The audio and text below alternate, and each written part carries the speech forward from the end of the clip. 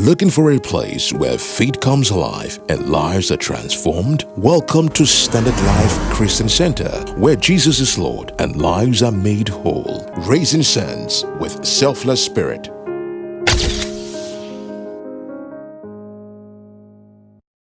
Whenever I get to the streets, when people walk past me, they whisper.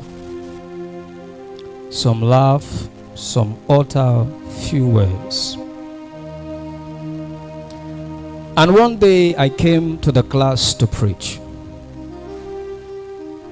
And the message of that day was the stigma.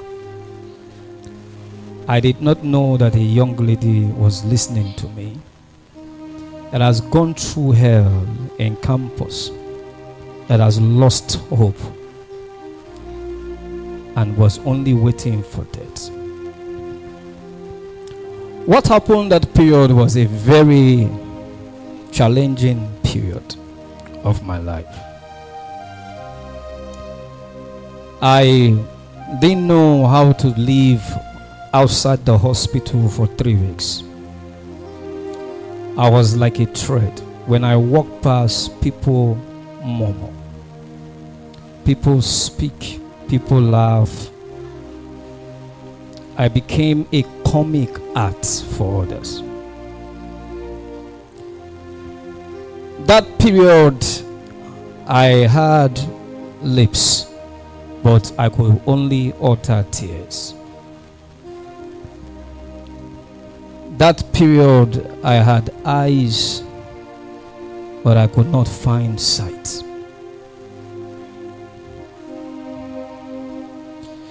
The question this morning is, how does a Christian survive lingering challenges? How do a Christian survive lingering challenges? What happens to you when you find yourself in a situation where you don't have words to express? When you get to a point in your life where your heart is heavy, you cannot communicate the heaviness of your heart to anyone. Not even your pastor could ease the pain. When you have gone through hell and you have found yourself in a situation where life has become worthless. When a young lady is growing up with a bright future, has written JAM exams, and as she's about to get admission, she was raped and she became HIV positive. When a young boy has written JAM and has come out with the best results, and celebrated with his friend, a week to be admitted into the university, he lost his sight. What do you say to such a person? How do a Christian survive a long-lasting situation that he cannot find an answer to? We have come to a moment in Nigeria where you go out, you are feasted upon.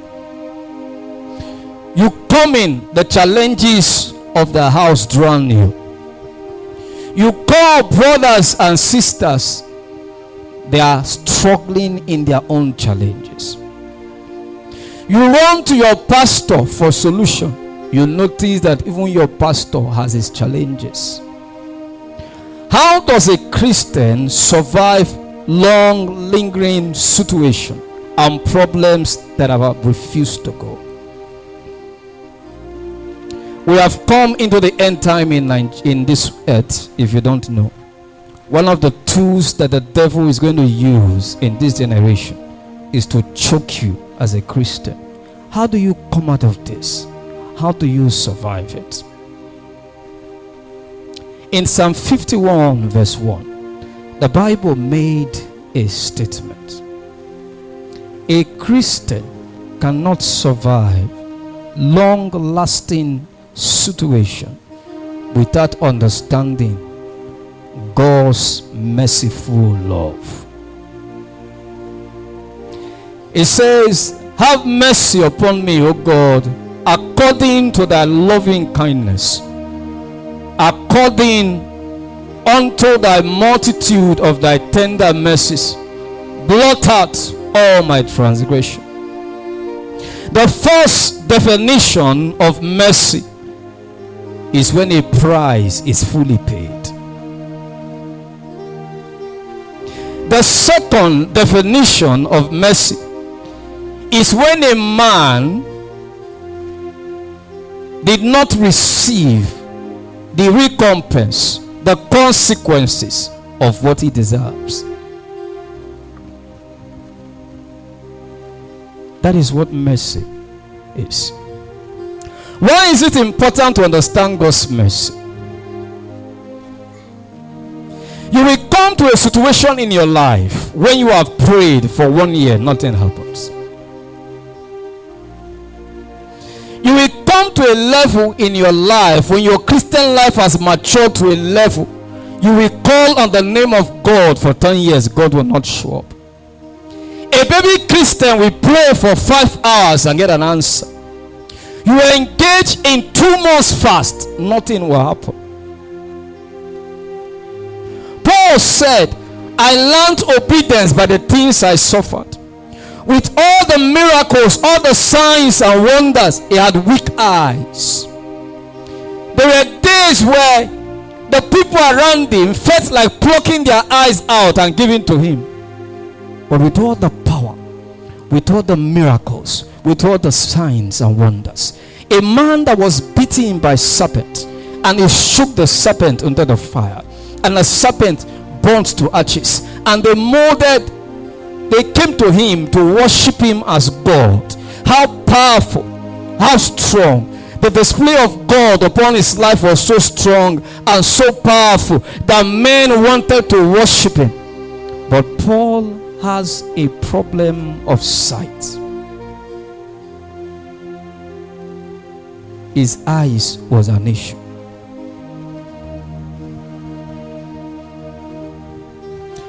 People have come to me and they have said things to me. I remember when I was going to a particular ministry, a lady came out from youth service, very bright and intelligent. 5 years, no husband. 6 years, no husband. 7 years, no husband. A graduate, intelligent. There's no good job to fall back on. There's no husband to fall back on. Our friends said to her that the reason why she cannot get a husband is because she's too churchy. So she was in between waywardness and holy living. She chose holy living, but God was silent for 10 years. What will make you survive that situation? What will make you come out of such lingering problem? What will make you survive a period in your life where you have lost words to express yourself? When tears has taken the place of speech, and agony has occupied the center of your heart, where you have wet your pillow with so much choice and so much pain, where you have shared your problem with pastors, you have called the best of friends, they have teamed up with you in prayer, they've done online prayer for you, they have given you Bible verses to read, you've read it, you have cried alongside them, you fasted for 60 days, you have fasted for 70 days, you have quoted verses as instructed, you have done everything you know on the book, you have read books of faith, you have read books of healing, but the sickness appears to be stubborn. The mountain refuses to bow. The storm was raging harder and stronger. The more you cry, the harder it becomes. How do a Christian survive such situation? Because most Christians are dying in silence. Most Christians are dying in pain. Most Christians are going through depression. Most Christians are wounded. Most Christians have scars, battles that have weakened them. Some have been stabbed, some have been injured, some are broken, some have asked questions.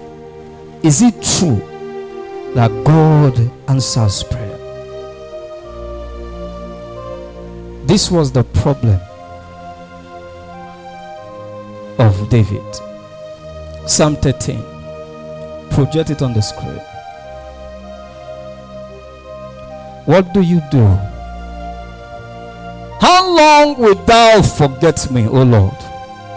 He asked the word forever. How long wilt thou hide thy face from me? When a Christian, when a pastor, when a priest, when an evangelist, when a bishop gets to this point in his life that he asks God a question and asks the phrase forever, it means it has lingered. It means it has stayed for too long. It means that pain has become his companion. It means that his bed has been soaked with tears. It means that sorrow has come to stay in his heart. I have seen Christians that lost it because of this.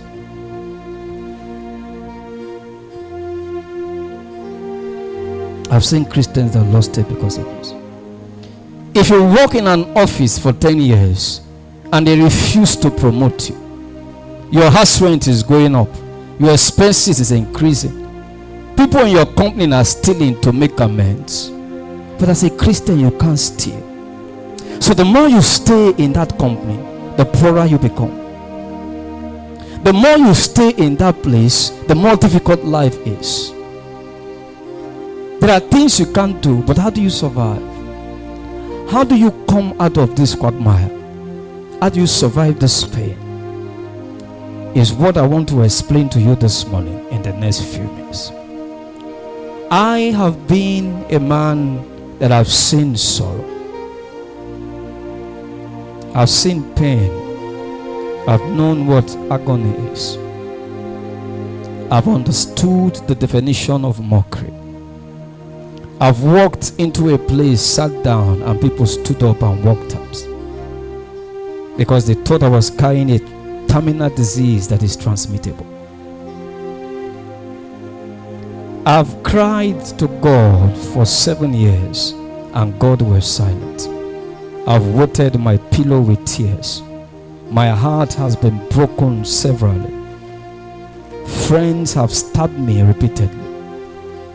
I've done good over 1,000 times, got bad in return. I have seen sorrow. I've seen pain. I've seen agony. And that is why I'm here today. Because there might be one person, it might not be two, just one person in today's service that this message is meant for. Romans chapter 8, verse 38 to 39. A Christian survives lingering situation when he understands God's merciful love. He said, for I am persuaded that neither death nor life, nor angels, nor principalities, nor powers, nor things present, nor things to come. Verse 39. Nor height, nor depth, nor any other creature shall be able to separate me from the love of God which is in Christ Jesus our Lord. The first characteristics of God's merciful love is that it is covenanted in nature. The love of God is not based on your human effort. The love of God is anchored on his promises and character as a person. So God's mercy is not based on what you have done, what you have capacity to do, what you cannot do, what you can survive, what you can handle. The love of God is based on his promises and his character as a person. So when you are going through pain, when you are going through struggle, when you have wet your pillow repeatedly for 7 years, 10 years down the line, when you have run into something that you don't know how to come out of, like the lady that have gained admission, and while she's preparing to resume, she was raped and she became HIV positive. No one believed her in her house. Her parents labeled her wayward. They sent her packing from the family house. They labeled her a wayward child. Her only offense was to go and visit a so-called Christian man that took advantage of her. The mother didn't believe her. The father didn't believe her. The sisters and the brothers abandoned her. They labeled her a wayward person. She lost admission. She can't go to school. She's HIV positive. What can such a lady do? She must understand that God's merciful love is covenanted. It is not tied to human effort. It is not tied to what you have done right or what you have done wrong. It is tied to the promises and the character and the personality of Jesus Christ. So in the midst of the storm, when I walk on the streets and become an object of mockery, when people walk past and turn and start up a conversation, when men start discussing, when you walk into a class and people walk out, when you spend half of your life in the hospital, when you go through pain and go through difficulty, when you have been backstabbed several times, that you have learned, you have forgotten what it means to receive good for good, that anytime you dish out good, what you expect in return is evil. What keeps you going as a Christian? What sustains you as a Christian? What will make you wake up in the morning and still lift up your holy hands and say, Father, I thank you? It's because you understand that God's merciful love is covenant based. It may linger for 10 years, but God does not break covenant.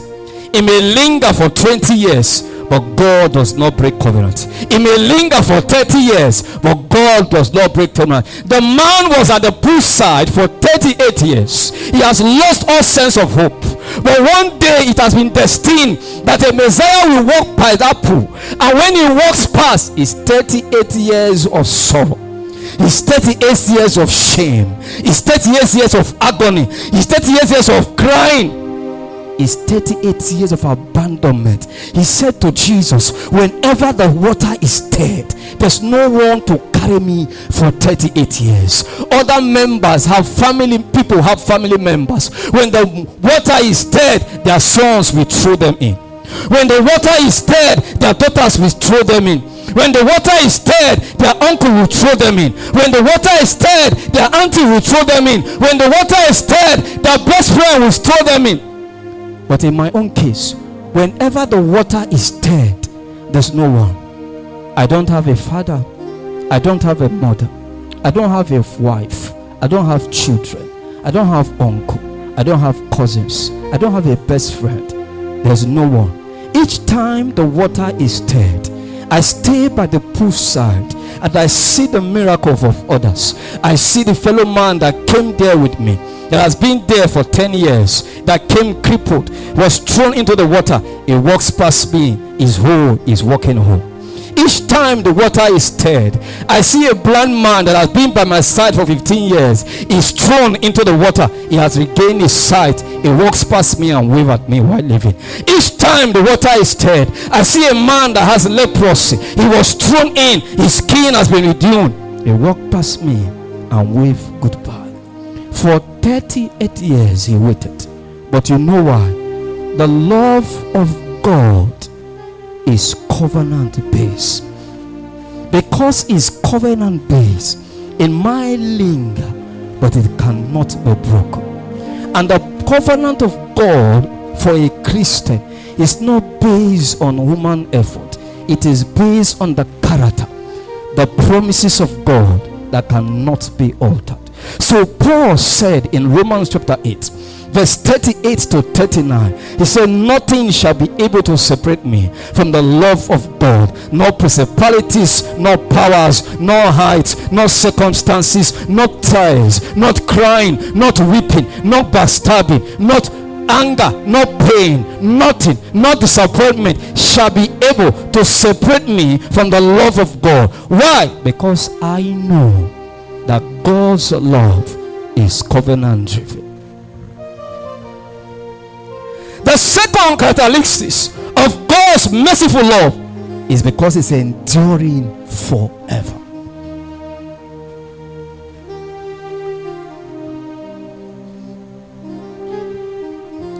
Deuteronomy chapter 7 verse 9.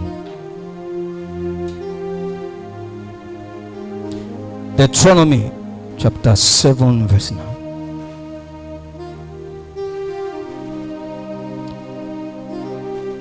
Know therefore that the Lord thy God, he is God, the faithful God, which keepeth covenant and mercy with them that love him, and keeps his commandment to 1,000 generations. So each time I'm rushed to that hospital, and the doctors are running helter-skelter, trying to stable my life, what I see is this: he keepeth his covenant to 1,000 generations. I know that his love is permanent in nature, is forever, it cannot be broken.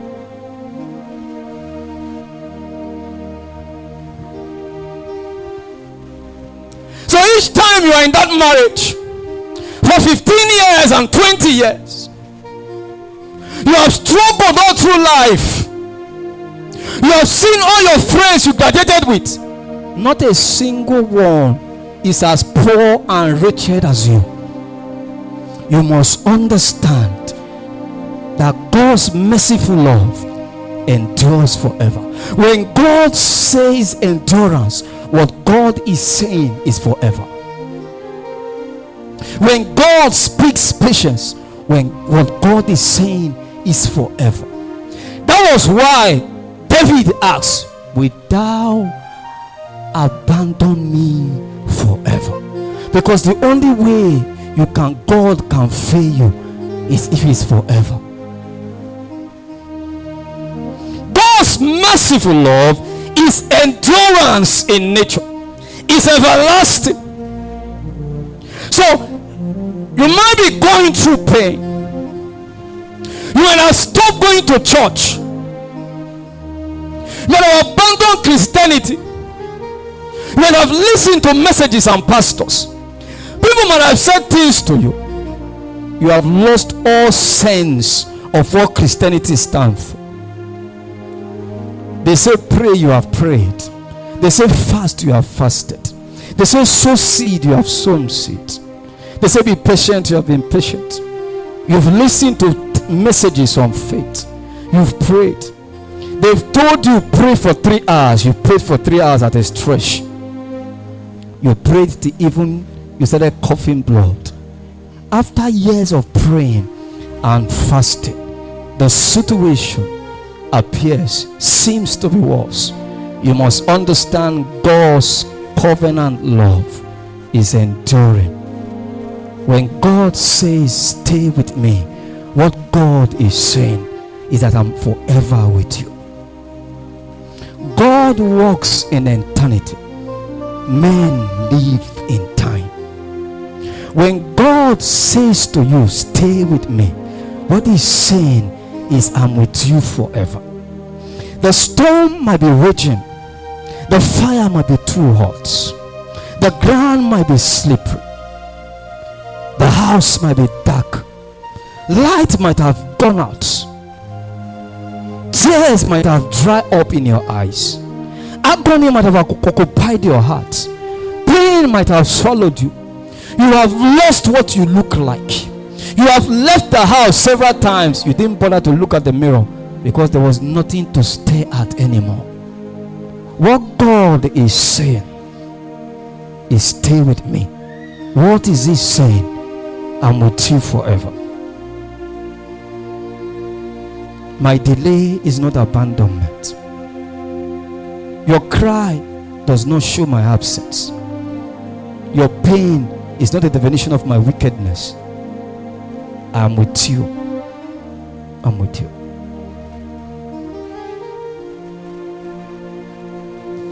The third attribute of God's merciful love is activeness.